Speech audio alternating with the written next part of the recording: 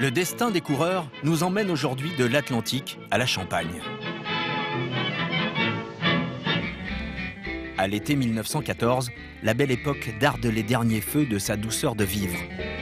Pour ceux qui en ont les moyens, bien sûr. Cependant, ils sont de plus en plus nombreux à goûter au plaisir des bains de mer. De Trouville à Biarritz, d'abord réservé aux plus riches, la villégiature estivale sur la côte, grâce au chemin de fer, se diffuse vers l'ensemble de la bourgeoisie.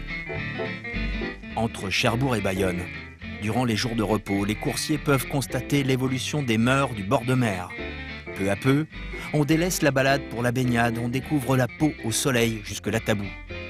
Le grand mouvement de libération du corps qui connaîtra son apogée durant les années folles est en marche. Entre Cherbourg et Brest, c'est le jour de gloire d'un beau gosse de 25 ans, grand espoir de Peugeot. Émile Angel, un solide rouleur sprinter qui se fait remarquer très tôt. 3e de Paris Tour dès 1910 à 21 ans. En 1914, il collectionne les places d'honneur, 2e du championnat de France, de Paris-Menin et de Paris Tour.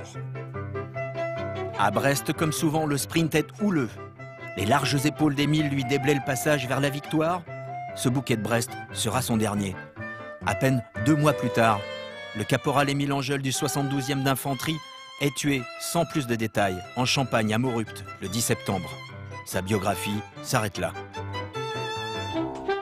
L'étape suivante, à La Rochelle, c'est le champion Oscar Egg qui l'emporte à l'issue d'une échappée menée par Henri Pélissier.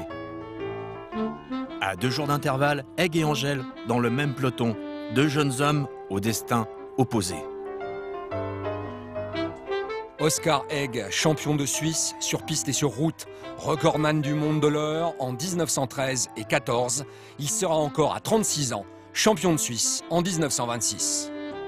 Et oui, Suisse est donc neutre, Oscar Egg n'est pas mobilisé.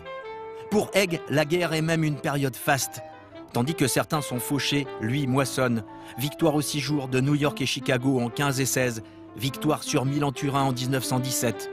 Champion mais aussi inventeur de dérailleurs et de vélos, Egg s'éteindra paisiblement en 1961 à Nice.